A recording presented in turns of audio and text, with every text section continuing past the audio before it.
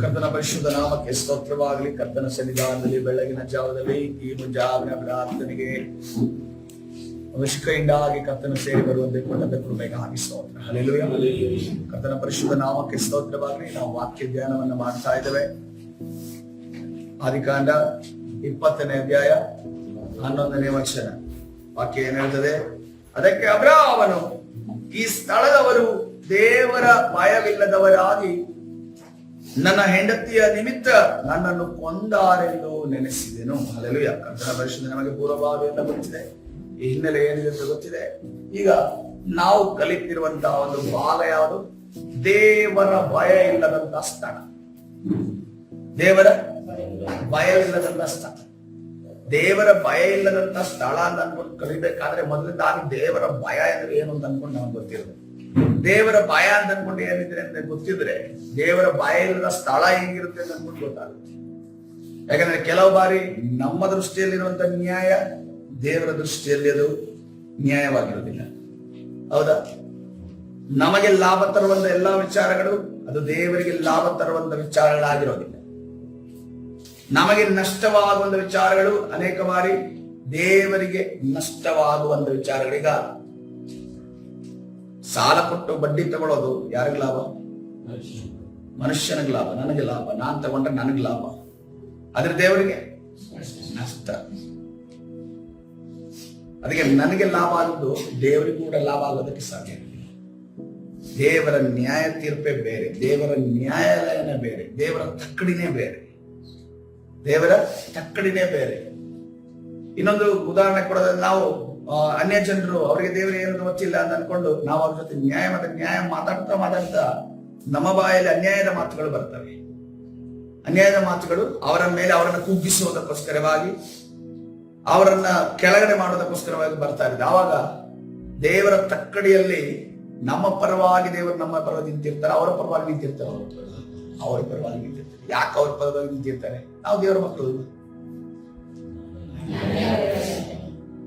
ನ್ಯಾಯಕ್ಕಿಂತ ಹೆಚ್ಚಿದಾಗಿ ದೇವರು ಏನಂತ, ನಿನಗೆ ನ್ಯಾಯ ಏನಂತ ಗೊತ್ತಿದೆ, ಅವನಿಗೆ ನ್ಯಾಯ ಏನಂತ ಗೊತ್ತಿಲ್ಲ.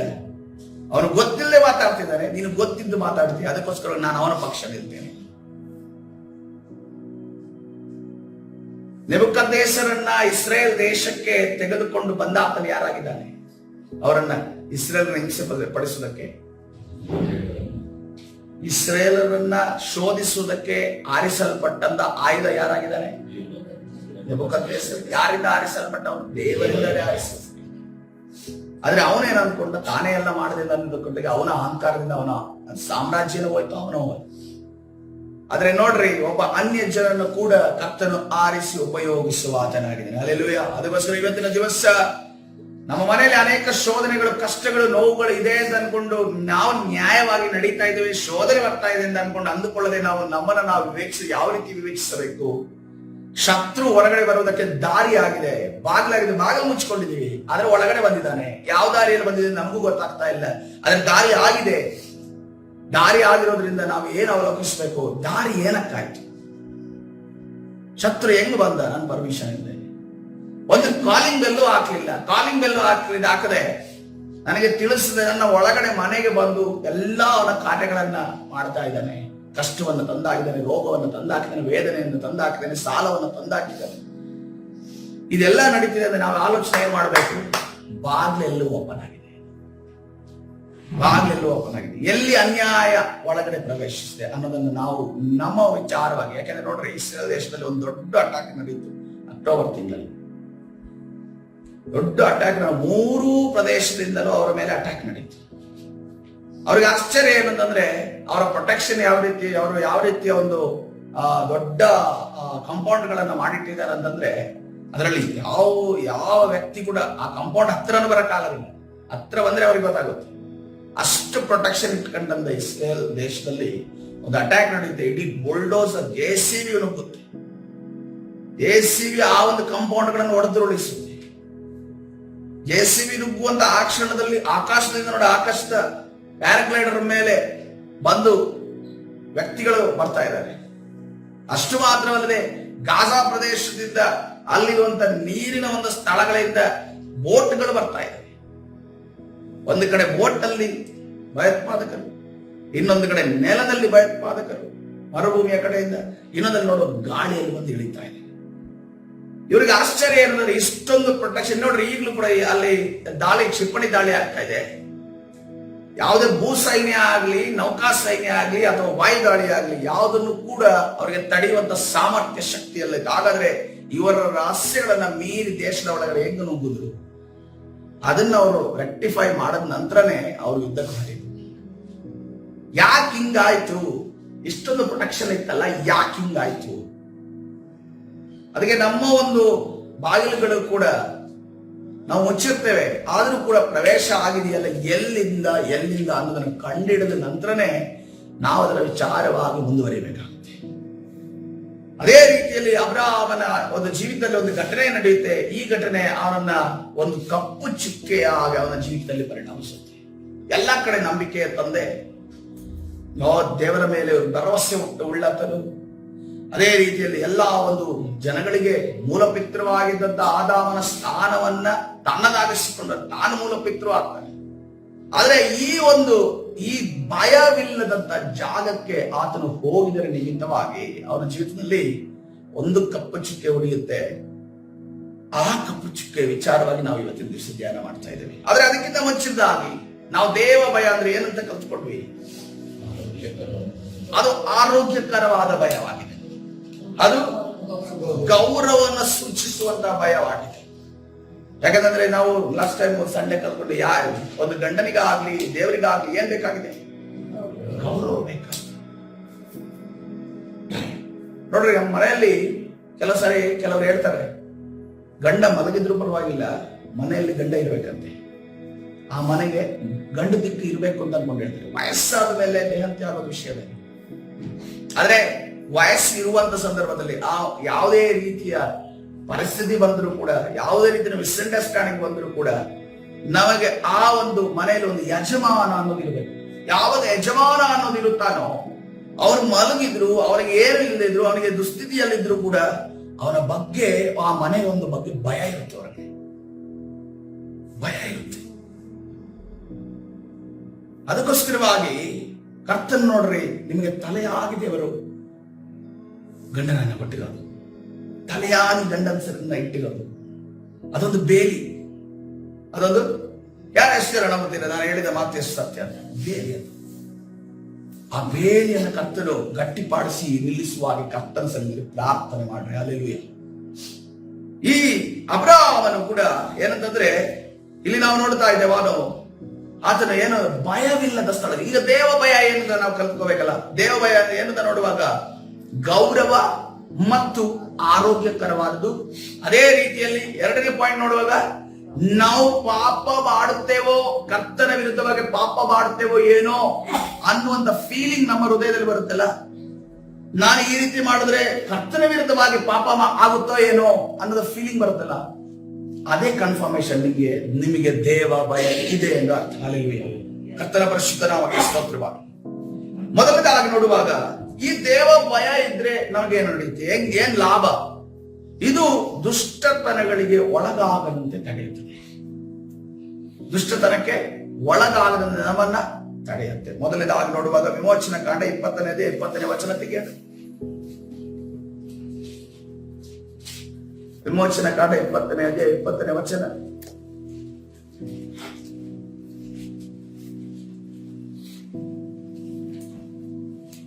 ಇಪ್ಪತ್ತನೇ ವಚನದಲ್ಲಿ ಈ ರೀತಿಯಲ್ಲಿ ಹೇಳ್ತಾರೆ. ಅಂದ್ರೆ ಹಿನ್ನೆಲೆ ಹೀಗಿದೆ, ಇಸ್ರಾಯೇಲರೆಲ್ಲರೂ ಕೂಡ ಐಗುಪ್ತ ದೇಶದ ಹೊರಗಡೆ ಬಂದಿದ್ದಾರೆ. ಕರ್ತನು ದೇವರ ಜೊತೆ, ತನ್ನ ಮಕ್ಕಳ ಜೊತೆ ಮಾತನಾಡೋದಕ್ಕೋಸ್ಕರ ಆ ಬೆಟ್ಟದ ಮೇಲೆ ಇಳಿದು ಬಂದಿದ್ದಾನೆ. ಬೆಟ್ಟದ ಮೇಲೆ ಇಳಿದು ಬಂದು ಆತನು ತನ್ನ ಆಜ್ಞೆಗಳನ್ನು ತಿಳಿಸಿದ್ದಾನೆ. ಆದ್ರೆ ಆಜ್ಞೆಗಳನ್ನ ತಿಳಿಸುವುದಕ್ಕೆ ಕರ್ತನು ಪ್ರಯತ್ನ ಪಟ್ಟರು ಕೂಡ ಜನರಿಗೆ ಏನಂತಂದ್ರೆ ಅದನ್ನ ಕೇಳುವುದಕ್ಕೆ ಭಯ ಆಗ್ತದೆ. ಇದೇನಪ್ಪ ಸೌಂಡು, ಎಂದೂ ಕೇಳಿಲ್ಲ, ಎಂದೂ ಇದನ್ನ ನೆನೆಸಲಿಲ್ಲ.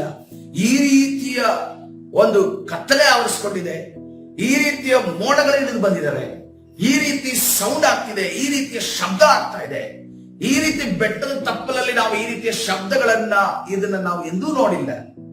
ಆದ್ರೆ ಈ ರೀತಿಯ ವಿಚಿತ್ರವಾದ ಘಟನೆಯನ್ನು ನಾವು ನೋಡ್ತಾ ಇದ್ದೇವಲ್ಲ ಅಂತಂದಾಗ ಮೋಶೆ ಹೇಳ್ತಾರೆ. ಅದಕ್ಕೆ ಮೋಶೆ, ಭಯ ಪಡಬೇಡ್ರಿ, ದೇವರು ನಿಮ್ಮನ್ನು ಪರೀಕ್ಷಿಸಬೇಕೆಂತಲೂ ತನಗೆ ಭಯಪಟ್ಟು ನೀವು ಪಾಪವನ್ನು ಮಾಡದೆ ಇರಬೇಕೆಂತಲೂ ಬಂದಿದ್ದಾನೆ ಅಂದನು. ಹಲ್ಲೆಲೂಯಾ. ಏನಂತೆ? ಭಯಪಡಬೇಡ್ರಿ, ದೇವರು ನಿಮ್ಮನ್ನು ಪರೀಕ್ಷಿಸಬೇಕೆಂದಲೂ ತನಗೆ ಭಯಪಟ್ಟು ನೀವು ಪಾಪವನ್ನು ಮಾಡದೆ ಇರಬೇಕೆಂತಲೂ ಬಂದಿದ್ದಾನೆ ಅಂದನು. ಎರಡು ಭಯ ಇದೆ ಅದರಲ್ಲಿ. ಒಂದು ಹೇಳ್ತಾ ಇದ್ರೆ ಮೋಶೆ ಹೇಳಿದ್ರೆ ಭಯಪಡಬೇಡ್ರಿ ಅಂತ ಹೇಳ್ತಾರೆ. ಇನ್ನೊಂದು ಹೇಳ್ತಾ ಇದ್ರೆ ನೀವು ತನಗೆ ಭಯಪಟ್ಟದ್ರೆ ದೇವರಿಗೆ ಭಯಪಟ್ಟು ನೀವು ಪಾಪವನ್ನು ಮಾಡದೆ ಇರಬೇಕೆಂದಲೂ ಬಂದಿದ್ದಾನೆ. ಈ ಮೊದಲನೇ ಭಯ ಯಾವುದು? ಮೊದಲನೇ ಭಯ ಯಾವುದು? ಭಯಪಡಬೇಡ್ರಿ ಅಂತ ಅನ್ಕೊಂಡು ಹೇಳ್ತಾ ಇದ್ದೇನೆ. ಅದೇ ರೀತಿ ದೇವರಿಗೆ ಭಯಪಡಿರಿ ಅಂತ ಅನ್ಕೊಂಡು ಮೋಶೆ ಹೇಳ್ತಾ ಇದ್ದಾನೆ.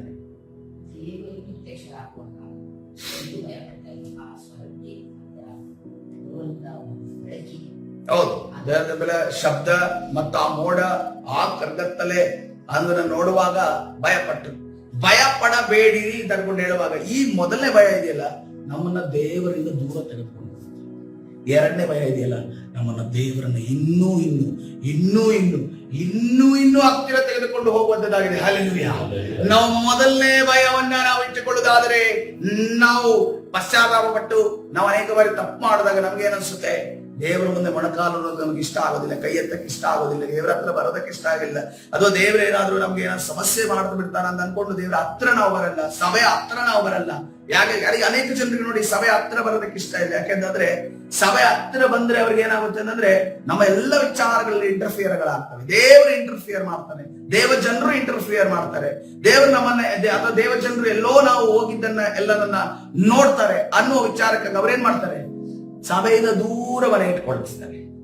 ಆದ್ರೆ ಒಂದು ಗೊತ್ತಿಲ್ಲ ಅವರಿಗೆ, ಸಭೆಯಿಂದ ದೂರ ಆಗ್ತಾ ಹೋದ್ರೆ ಯಾವ ಭಯ ಅವರಿಗೆ ಇದ್ದಂಗೆ, ಮೊದಲನೇ ಭಯ ಅವರಲ್ಲಿ ಇದ್ದಂಗೆ. ಎರಡನೇ ಭಯ ಇದೆಯಲ್ಲ, ನಾವು ಜೊತೆಯಲ್ಲಿ ಇದ್ರು ಕೂಡ, ಜೊತೆಯಲ್ಲಿ ನಾವು ಒಳಗಡೆ ಇದ್ರು ಕೂಡ ಕರ್ತನು ಆ ಭಯ ಇದ್ರೆ ನಮ್ಮನ್ನ ಕಾಯುವ ಆತನಾಗಿದ್ದಾನೆ. ಹಲ್ಲೆಲೂಯಾ. ಅದಕ್ಕೆ ಮೋಶೆ ಹೇಳ್ತಾ ಇದ್ದೇನೆ, ನೀವು ಮೊದಲನೇ ಭಯ ಇದೆಯಲ್ಲ, ದೇವರಿಂದ ದೂರ ಹೋಗುವ ಭಯ ಇದೆಯಲ್ಲ, ಆ ಭಯ ನಿಮ್ಮಲ್ಲಿ ಇರಬಾರದು. ಯಾವ ಭಯ ನಿಮ್ಮಲ್ಲಿ ಇರಬೇಕು? ನೀವು ಪಾಪವನ್ನ ಮಾಡದೆ ಇರಬೇಕೆಂತಲೂ ಕರ್ತನ ಹತ್ತಿರ ತರುವಂತ ಭಯ ನಿಮ್ಮಲ್ಲಿ ಇರಬೇಕು ಅಂತ ಹೇಳ್ತಾರೆ. ಜ್ಞಾನೋಕ್ತಿ 16ನೇ ಅಧ್ಯಾಯ 6ನೇ ವಚನವನ್ನು ನೋಡುವಾಗ,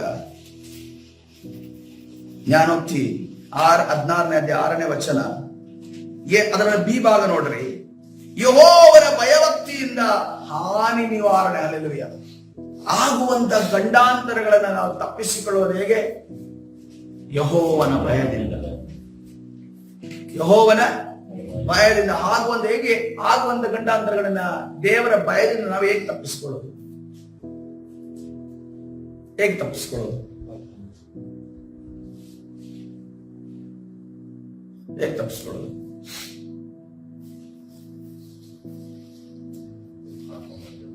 ಒಂದು ಎಕ್ಸಾಮ್, ಪ್ರಾರ್ಥನೆಗಳಿರ್ಬೋದು. ನಮಗೆ ಡೇಂಜರ್ ಬರಲ್ಲ. ದೇವ್ರ ಭಯ ನಮ್ಮಲ್ಲಿದ್ರೆ ಡೇಂಜರ್ ಬರಲ್ಲ. ಫಾರ್ ಎಕ್ಸಾಂಪಲ್, ಈ ಚಪ್ಪಲಿ ಚರಂಗಿ ತಗೊಳ್ಳಿ. ದೇವ್ರ ಭಯ ಇದ್ರೆ ನಮ್ಮ ಚಪ್ಪಲಿಯನ್ನು ಮಾಡ್ತೀವಿ, ಹೌದೌದು. ಬೇರೆಯವ್ರ ಚಪ್ಪಲಿ ನಮ್ಗೆ ಯಾಕೆ? ನಾವೇ ಇಷ್ಟಪಟ್ಟು ಚಪ್ಪಲಿ ಅಂಗಡಿಗೆ ಹೋಗಿ ಇಷ್ಟಪಟ್ಟು ನಮ್ಮ ಚಪ್ಪಲಿ ತಗೊಂಡಿದ್ದೀವಿ. ಅಲ್ಲೂ ಆಪ್ಷನ್ ಇತ್ತು, ಬೇರೆದನ್ನ ತಗೊಳ್ಳೋಂತ ಆಪ್ಷನ್ ಇತ್ತು, ಹಣ ಕೊಟ್ಟು. ಆದ್ರೆ ಅದು ಇಲ್ಲಿ ಬಂದಾಗ ಏನಾಗುತ್ತೆ, ಇನ್ನು ಚೆನ್ನಾಗಿರೋದನ್ನು ನೋಡುವಾಗ ಅನ್ಸುತ್ತೆ ತಗೊಳ್ಳೋಣ ಅಂತ ಅನ್ಸುತ್ತೆ. ನಮ್ಮ ಒಳಗಡೆ ದೇವ ಭಯ ಇರ್ಬೇಕು ಅಂತಿಲ್ಲ. ಆಕ್ಚುಲಿ ಕದಿಬಾರದು ಅನ್ನೋದಕ್ಕೆ ನಮಗೆ ನಾವು ಯಾವ ಒಂದು ಹಿನ್ನೆಲೆಯಿಂದ ಬಂದಿದ್ದೇವೆ ಅದನ್ನು ನಮ್ಗೆ ಕಲಿಸ್ಕೊಡುತ್ತೆ.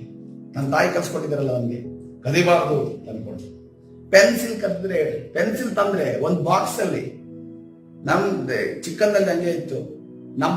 ನಾನ್ ಬೆಳಿಗ್ಗೆ ಹೋಗುವಾಗ ಒಂದು ಪೆನ್ಸಿಲ್ ಯಾವ್ದು ನಂದು ಅನ್ಕೊಂಡು ನಮ್ಮ ಅಪ್ಪ ಅಮ್ಮಗೆ ಗೊತ್ತಿದೆ, ಯಾವ್ದು ನಂದು ಅನ್ಕೊಂಡು ಇದು ತೆಗೆದು ಕಂಪಾಸ್ ತೆಗೆದು ನೋಡಿ ಇದನ್ನ ಇವರಿಗೆ ತೆಗೆಸ್ಕೊಟ್ಟಿದ್ದೀನಿ ಅಂತ ಅನ್ಕೊಂಡು ಕಳಿಸೋದು.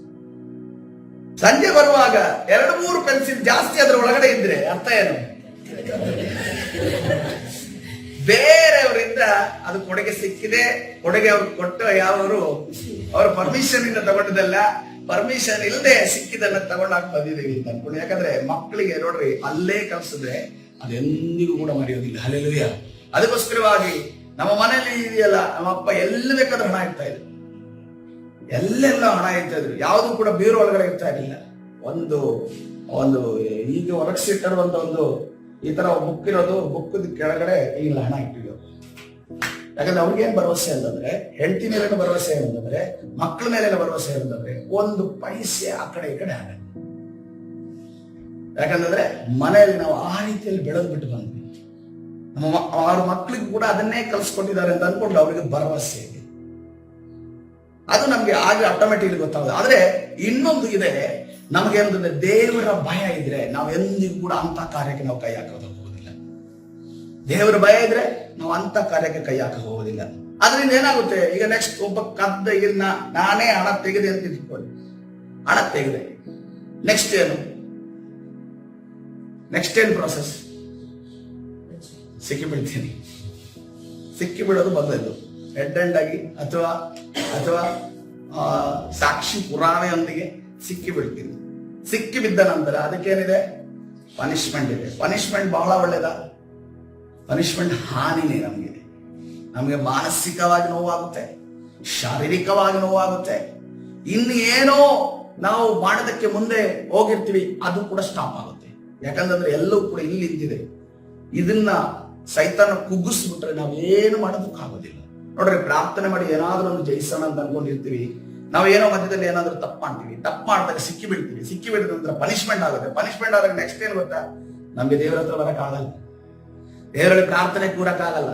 ದೇವ್ರ ಹತ್ರ ನಾವೇನ್ ಹೇಳಿದ್ವಿ, ನಾನು ಏನೋ ಮಾಡ್ಬೇಕಂತಿದ್ದೆ, ನಾನು ನನ್ನ ಜೀವಿತದಲ್ಲಿ ಹಿಂಗಾಯ್ತು, ಈಗ ನಾನು ಮಾಡೋದಕ್ಕೆ ಹೋಗೋದಿಲ್ಲ ಅನ್ನೋರಿಗೆ ಎಷ್ಟೋ ಜನ ಹಿಂಜಾರಿ ಹೋದವರಿಲ್ಲ. ಇದೆಲ್ಲ ಸೂಕ್ಷ್ಮವಾದ ವಿಚಾರಗಳು, ಎಲ್ಲರ ಜೀವಿತದಲ್ಲಿ ನಡೆದಿರುವಂತ ವಿಚಾರಗಳು. ಮುಂದೆ ಹೋಗೋಣ.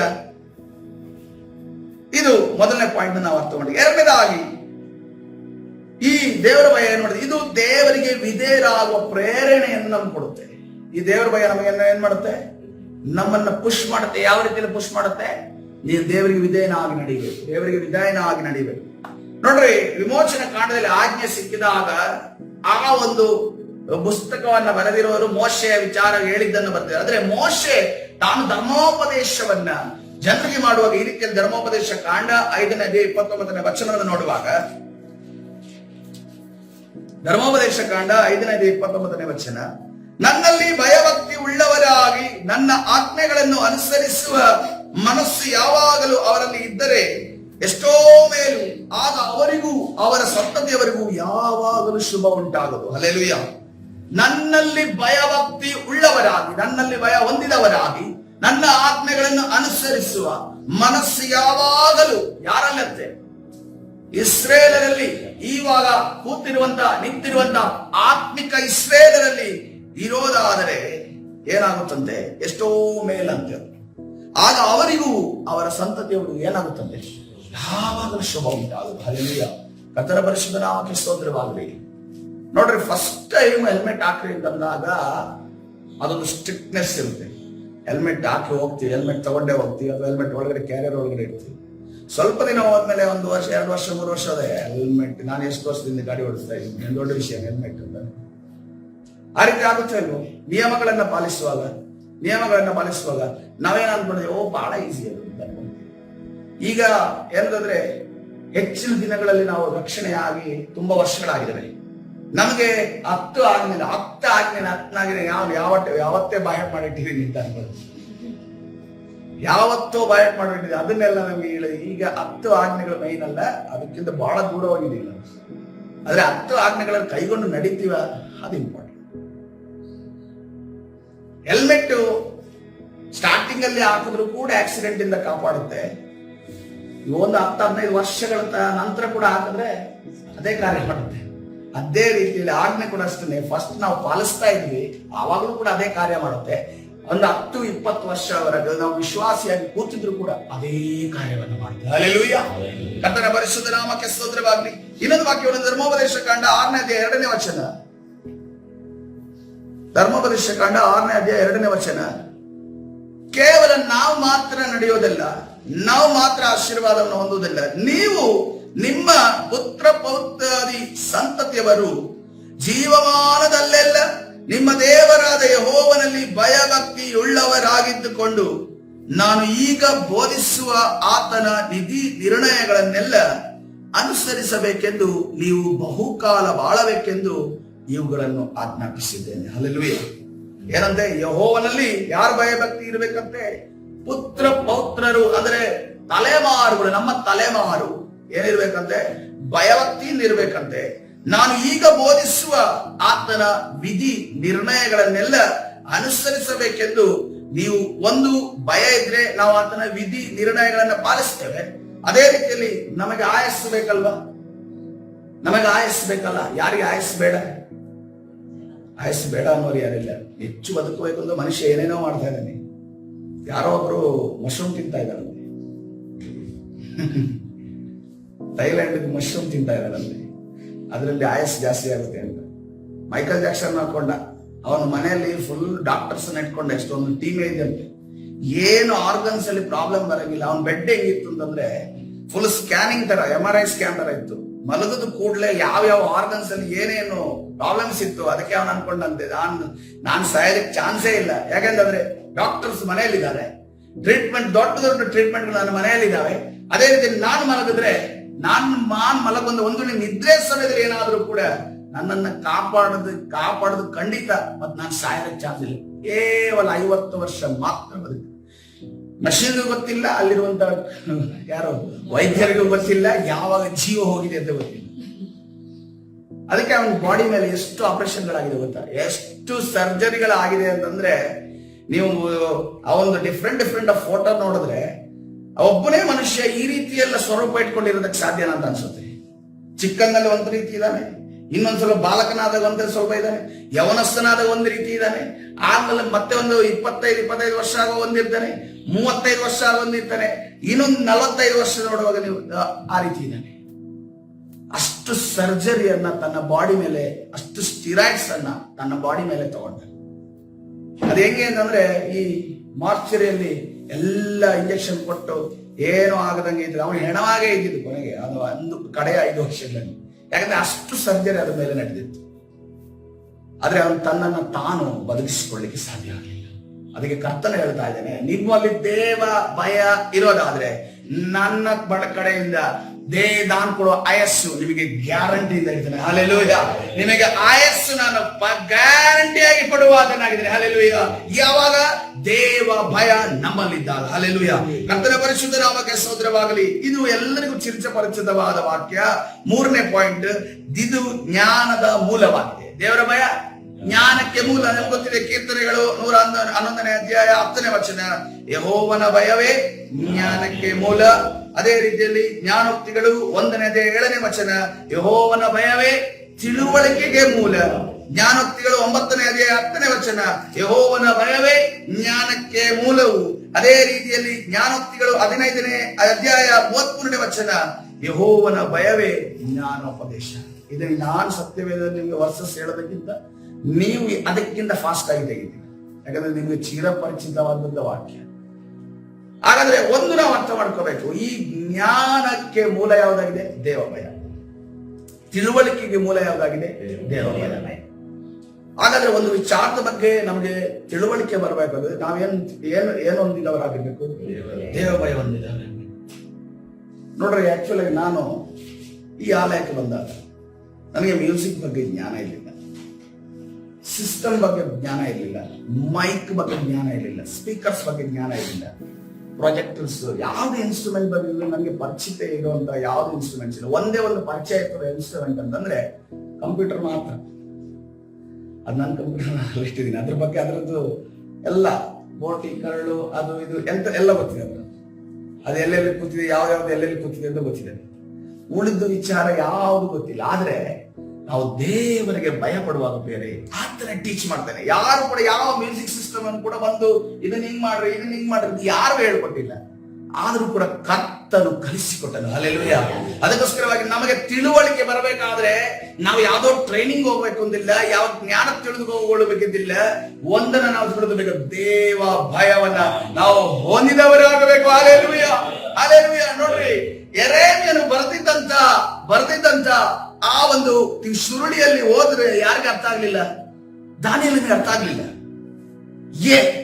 ಏನಿದು ಏನಿದು ಅನ್ಕೊಂಡು ತಿಳಿದುಕೊಟ್ಟಾಗ ದೇವ ಭಯವುಳ್ಳವನಾದ ದಾನಿಯೇಲ ಏನ್ ಮಾಡ್ತಾನೆ? ಉಪವಾಸ ಮಾಡ್ತಾನೆ. ಉಪವಾಸ ಮಾಡಿದಕ್ಕೆ ಆತನಿಗೆ ಪ್ರತಿಫಲವಾಗಿ ಏನ್ ಸಿಕ್ಕಿದ್ದು? ಫ್ಯೂಚರ್ ಅಲ್ಲಿ ಏನ್ ನಡೆಯುತ್ತೆ ಅನ್ನೋದನ್ನ ಕರ್ತನು ಪ್ರಕಟಪಡಿಸಿದ. ಹಲ್ಲೆಲೂಯಾ. ಇವತ್ತಿನ ದಿವಸ ನೀವು ದಾನಿಯೇಲನ ಗ್ರಂಥವನ್ನ ಓದ್ರಿ, ನಿಮ್ಗೆ ಅರ್ಥ ಆಗೋದಿಲ್ಲ. ನಡೆದಾಗ ಮಾತ್ರ ಗೊತ್ತಾಗುತ್ತೆ. ನಡೆದಾಗ ಮಾತ್ರ ನಾವು ಕಂಪ್ಯಾರಿಸನ್ ಮಾಡೋದು. ಅದರ ಬಗ್ಗೆ ಎಷ್ಟೋ ಪುಸ್ತಕಗಳು ಬರೆಯಲ್ಪಟ್ಟಿವೆ. ಆ ಪುಸ್ತಕಗಳು ಬರೆಯಲ್ಪಟ್ಟರು ಕೂಡ ಇದು ಹಿಂಗೇನೆ ಅಂತ ಅನ್ಕೊಂಡು ಹೇಳೋದಕ್ಕೆ ಸಾಧ್ಯ ಇಲ್ಲ. ಅದ್ರಲ್ಲೂ ಕೂಡ ಇನ್ನೂ ಏನದು ಗೊತ್ತಾ? ಯೋಹನ್ನಗಾದ್ರೂ ಏನಂದ್ರೆ ಎಲ್ಲವನ್ನ ಬರೆ ಅಂತ ಅನ್ಕೊಂಡು ಬರೆಸಿದ್ದಾರೆ. ಆದ್ರೆ ದಾನಿಯೇಲನಿಗೆ ಕರ್ತನೆ ಹೇಳ್ತಾ ಇದ್ದಾನೆ, ಇದನ್ನ ನೀನು ರಿವೀಲ್ ಮಾಡಬೇಡ, ಇದನ್ನು ನೀನು ಬಚ್ಚಿಡು, ಇದು ಕಡೆ ಕಾಲದಲ್ಲಿ ನೆರವೇರುವ ಒಂದು ವಿಚಾರ ಅಂತ ಅನ್ಕೊಂಡು. ಅದು ಈಗಲೂ ಕೂಡ ನಮಗೆ ಪ್ರಕಟವಾಗಿಲ್ಲ, ಈಗಲೂ ಕೂಡ ತಿಳಿಸಲ್ಪಟ್ಟಿಲ್ಲ. ಯಾವಾಗ ನಡೆಯುತ್ತೋ ಅದು ತಿಳಿಸಲ್ಪಡುವಂತ. ಹಲ್ಲೆಲೂಯಾ. ಅದಕ್ಕೋಸ್ಕರವಾಗಿ ಕರ್ತನೆ ಹೇಳ್ತಾ ಇದ್ದಾನೆ, ದೇವರ ಭಯ ಏನಂತೆ? ಜ್ಞಾನ. ಹಲ್ಲೆಲೂಯಾ. ದೇವರ ಭಯ ಏನಂತೆ? ತಿಳುವಳಿಕೆ. ನೋಡಿ, MCA ಮಾಡುವಾಗ ನಾನು ಎಂತ ಟಫ್ ಸಬ್ಜೆಕ್ಟ್ ತಗೊಂಡೆ ಅಂತಂದ್ರೆ, ಇನ್ನೇನು ಮಂಗಳೂರಿಂದ ಹಾಸನ ದಾಟದೇ ಇಲ್ಲ, ಮಂಗಳೂರಿಂದ ನಾನು ದಾಟದೇ ಇಲ್ಲ ಅನ್ನೋದಿತ್ತು. ಅದರಲ್ಲಿ ಫೇಲ್ ಮಾಡಿಸಿ ನನ್ನನ್ನ ಅಲ್ಲಿ ಇಡಿಸಿಬಿಟ್ಟು ಸೈತಾನ ಖುಷಿ ಪಡ್ತಾ ಇದ್ದ, ಅಲ್ಲಿ MCA ಅಲ್ಲಿರುವಂತ ನಮ್ಮ ಲೆಕ್ಚರರ್ಸ್ ಖುಷಿ ಪಡ್ತಾ ಇದ್ರು, ನಮ್ಮ ತಂದೆ ತಾಯಿನೂ ಖುಷಿ ಪಡ್ತಾ ಇದ್ರು. ಆದ್ರೆ ಅಂತ ಸಬ್ಜೆಕ್ಟ್ ಅನ್ನ ಕರ್ತನು, ನಾನು ಏನ್ ಬರ್ತಿದ್ದೀನೋ ಏನ್ ಮಾಡಿದ್ದೀನೋ ನನಗೆ ಗೊತ್ತಿಲ್ಲ. ಆದ್ರೆ ಪೇಪರ್ ಅಲ್ಲಿ ಬಂದಂತ ಆ ಒಂದು ಕರೆಕ್ಷನ್ ಕೂತುವಾಗ ಆ ವ್ಯಕ್ತಿಗೆ ಏನಾಯ್ತು ಗೊತ್ತಿಲ್ಲ, ದೇವರು ಅದರಲ್ಲಿ 60% ಸಿಗೋದಕ್ಕೆ ಚಾನ್ಸ್ ಇದೆ. More than 60%. ಪ್ರಾಜೆಕ್ಟ್ ಅಲ್ಲಿ ನೋಡೋದು ಪ್ರಿಯಾಂಕಿಂತ ಜಾಸ್ತಿ ನನ್ಗೆ ಸಿಕ್ತು. ಅವಳು ನನ್ಗೆ ಹೆಲ್ಪ್ ಮಾಡಿದ್ಲು, ಟೀಚರ್ ನನ್ಗೆ ಹೆಲ್ಪ್ ಮಾಡಿದ್ದಾರೆ. ಆದ್ರೆ ಟೀಚರ್ ಸ್ಟೂಡೆಂಟ್ ಇಬ್ರು ಎಕ್ಸಾಮ್ ಕೂತ್ವಿ. ಎಕ್ಸಾಮ್ ಕೂತಾಗ ಟೀಚರ್ಗೆ ಕಡಿಮೆ, ಸ್ಟೂಡೆಂಟ್ ಜಾಸ್ತಿ. ಇದು ದೇವರ ಕೃಪೆ ಅಲ್ಲದೆ ಹಂಗಂತ ಅನ್ಕೊಂಡು ನಾವು ಹಂಗ್ ಮಾಡಿದ್ರೆ ಓದ್ದೇ ಇದ್ರೆ ಎಲ್ಲ ಸಿಗುತ್ತೆ ಅಂತ ಅನ್ಕೊಂಡು ನಾನು ಹೇಳ್ತಾ ಇಲ್ಲ. ಬ್ಯಾಡ್ ಎಕ್ಸಾಂಪಲ್ ನಾನು ಹೇಳ್ತಾ ಇಲ್ಲ. ನೋಡ್ರಿ, ಎಮರ್ಜೆನ್ಸಿ ಪರಿಸ್ಥಿತಿಗಳಲ್ಲಿ ನೀವು ಹಾದು ಹೋಗುವ ದಾರಿಯಲ್ಲಿ ನಿಮಗೆ ಓದೋದಕ್ಕೆ, ನಿಮಗೆ ಕೆಲಸ ಮಾಡೋದಕ್ಕೆ, ಅಥವಾ ನಿಮ್ಮ ಒಂದು ಜೀವನದಲ್ಲಿ ಕಷ್ಟಗಳು ಹಾದು ಹೋಗುವಾಗ, ಇಕ್ಕಟ್ಟುಗಳು ಹಾದು ಹೋಗುವಾಗ, ನಿಮಗೆ ಅದಕ್ಕೆ ಪೂರ್ಣವಾದ ಪ್ರಯತ್ನ ಆಗದ ಕಾರಣದಲ್ಲಿ ನಿಮ್ಮ ಮನಸ್ಸಲ್ಲಿ ತುಂಬಾ ಅನೇಕ ಕಾರ್ಯಗಳು ಕ್ಲಮ್ಸಿ ಆಗುವಂತ ಸಂದರ್ಭದಲ್ಲಿ ಕರ್ತನ ಹಸ್ತ ನಿಮಗೆ ಸಹಾಯ ಮಾಡುವಂತದ್ದಾಗಿದೆ. ಹಲ್ಲೆಲೂಯಾ. ಕರ್ತನ ಹಸ್ತ ಸಹಾಯ ಮಾಡುವಂತದ್ದಾಗಿದೆ. ಆ ಹಸ್ತದ ಚಲನೆ ನನ್ನ ಜೀವನ MCA ಅಲ್ಲಿ ಪೋಸ್ಟ್ ಗ್ರಾಜುಯೇಷನ್ ಅಲ್ಲಿ ನಾನು ನೋಡದೆ. ಅದಕ್ಕೋಸ್ಕರವಾಗಿ ಕರ್ತನಲ್ಲಿ ಕೇಳಿಕೊಳ್ಳ್ರಿ, ಕರ್ತನ ನಿಮಗೆ ಸಹಾಯ ಮಾಡುವ ಆತನಾಗಿದ್ದಾನೆ. ನೋಡ್ರಿ, ಜ್ಞಾನ ಬರುವಂತದ್ದು ಮೇಲಿನಿಂದ, ಪುಸ್ತಕದಿಂದ ನಾವು ಓದಬೇಕು, ಪ್ರಿಪೇರ್ ಆಗ್ಬೇಕು, ಹೌದು. ಆದ್ರೆ ಒಂದೇ ಒಂದು ಎಲ್ಲವನ್ನ ಓದಿ ನಾವೇನ್ ಮಾಡ್ಬೇಕು? ಕರ್ತನೆ, ನಾನು ಇಷ್ಟು ಓದಿರೋದ್ರಿಂದ ನನ್ನ ಪ್ರಯತ್ನವೆಲ್ಲ ಮಾಡಿದ್ದೀನಿ, ಈಗ ನಿನ್ನನ್ನು ನಾನು ನಿರೀಕ್ಷೆ ಮಾಡ್ತಾ ಇದ್ದೀನಿ. ಕರ್ತನೇ, ದೊಡ್ಡ ಕಾರ್ಯವನ್ನು ನೀನು ಮಾಡು ಯೇಸುವೇ ಅನ್ಕೊಂಡು ಕೇಳೋದಾದ್ರೆ ಕರ್ತನ ಪ್ರತಿಯೊಬ್ಬ ಸ್ಟೂಡೆಂಟ್ಗೂ ಆತನ ಹಸ್ತ ಸಹಾಯ ಮಾಡುವಂತದ್ದಾಗಿದೆ. ಯಾರಿಗೂ ಕೂಡ ಕಾಪಿ ಮಾಡುವಂತ ಅವಶ್ಯಕತೆ ಇಲ್ಲ, ಯಾರಿಗೂ ಕೂಡ ಕಾಪಿ ಮಾಡುವ ಅವಶ್ಯಕತೆ ಇಲ್ಲ, ಯಾರಿಗೂ ಕೂಡ ಮ್ಯಾಲ್ ಪ್ರಾಕ್ಟಿಕ್ಸ್ ಮಾಡುವಂತ ಅವಶ್ಯಕತೆ ಇಲ್ಲ, ಯಾರಿಗೂ ಕೂಡ ಚೀಟಿ ತೆಗೆದುಕೊಳ್ಳುವಂತ ಅವಶ್ಯಕತೆ ಇಲ್ಲ. ಯಾಕಂದ್ರೆ ನಿನ್ನ ದೇವರು ನಿನಗೆ ಸಹಾಯ ಮಾಡುವಂತದ್ದಾಗಿದೆ. Hallelujah, hallelujah. ಕರ್ತನ ಪರಿಶುದ್ಧ ನಾಮಕ್ಕೆ ಸ್ತೋತ್ರವಾಗಲಿ. ಸಮಯದಲ್ಲಿ ಪ್ರಾರ್ಥನೆ ಮಾಡೋಣ ಪ್ರಿಯರೇ. ದೇವ ಭಯ ಇವತ್ತಿನ ದಿವಸ ನಮ್ಮನ್ನು ನಡೆಸುವುದಾಗಲಿ. ಹಲ್ಲೆಲೂಯಾ. ನಾನು ನಂಬುತ್ತೇನೆ, ನೀವು ಅನೇಕ ಬಾರಿ ದೇವ ಭಯದ ವಿಚಾರವಾಗಿ ಧ್ಯಾನ ಮಾಡಿರ್ಬೋದು. ಆದ್ರೆ ಇವತ್ತಿನ ದಿವಸ ಹೊಸ ಎಡಿಷನ್ ಅನ್ನ ನೀವು ಧ್ಯಾನ ಮಾಡಿದೀರಾ. ಕರ್ತನ ಸಲಹೆ ಪ್ರಾಕ್ಟಿಕಲ್ ಆಗಿ ನನ್ನ ಜೀವಿತದಲ್ಲಿ ನಾನು ದೇವ ಭಯವನ್ನ ನಾನು ಉಪಯೋಗಿಸಿಕೊಳ್ಳಬೇಕು, ದೇವ ಭಯವನ್ನು ನಾವು ಹೊಂದಿಕೊಳ್ಳಬೇಕೆಂದು ಕೇಳಿಕೊಳ್ಳೋಣ. ಹಲ್ಲೆಲೂಯಾ. ಪರಿಶುದ್ಧನಾದ ದೇವರ ನಾಮಕ್ಕೆ ಸ್ತೋತ್ರವಾಗಲಿ. ಕರ್ತನೇ, ನಿನ್ನ ಮಕ್ಕಳು ನಿನ್ನ ಕರಗಳಿಗೆ ಒಪ್ಪಿಸ್ತೇನೆ, ನನ್ನನ್ನು ಒಳಗೊಂಡು ಕರ್ತನೇ, ನಿನ್ನ ದೇವ ಭಯದಿಂದ ಸ್ವಾಮಿ ನೀನು ನನ್ನನ್ನು ನಿಲ್ಲಿಸುವುದಕ್ಕಾಗಿ ನಿನಗೆ ಸ್ತೋತ್ರ ಮಾಡುತ್ತೇವೆ. ಕರ್ತನೇ, ರಾಜ ಪರಿಶುದ್ಧನಾದ ದೇವೇ, ದೇವ ಭಯವು ಸ್ವಾಮಿ ನಮ್ಮನ್ನ ಪಾಪ ಮಾಡುವುದಕ್ಕೆ ಬಿಡುವುದಿಲ್ಲ. ಕರ್ತನೇ, ದೇವ ಭಯವು ಕರ್ತನೇ ನಮ್ಮನ್ನ ವಿಧೇಯರನ್ನಾಗಿ ಮಾಡುತ್ತದೆ. ದೇವ ಭಯ ಕರ್ತನೇ ನಮಗೆ ಜ್ಞಾನವನ್ನು ಕೊಡುವಂತದಾಗಿದೆ. ಆ ಕರ್ತನೇ ರಾಜ ಜ್ಞಾನವನ್ನು ಹೊಂದಿಕೊಳ್ಳುವಂತೆ ನಮಗೆ ಸಹಾಯ ಮಾಡು. ವಿರೋಧವಾಗಿ ಕಾರ್ಯ ಮಾಡುವಂತ ಎಲ್ಲಾ ಸೈತಾನ ಅಂಧಕಾರ ಶಕ್ತಿಗಳ ಬಲಗಳ ದುರಾತ್ಮನ ಕಾರ್ಯಗಳನ್ನ ನಜರೇತಿನ ಯೇಸುವಿನ ನಾಮದಲ್ಲಿ ಬಂಧಿಸಿ ಮುರಿದಾಗ್ತಾ ಇದ್ದಾರೆ. ಬಿಡುಗಡೆ ಉಂಟು ಮಾಡಿ ನಿನ್ನ ತಾನೇ ನಡೆಸು, ಬಲಪಡಿಸು, ನಿನ್ನ ಪ್ರಸನ್ನತೆಯಿಂದ ತುಂಬು. ಕರ್ತನಾದ ಯೇಸು ಸ್ವಾಮಿ ಹೆಸರಲ್ಲಿ ಪ್ರಾರ್ಥನೆ ಕೊಡ್ತೇನೆ, ಜೀವವುಳ್ಳ ತಂದೆ.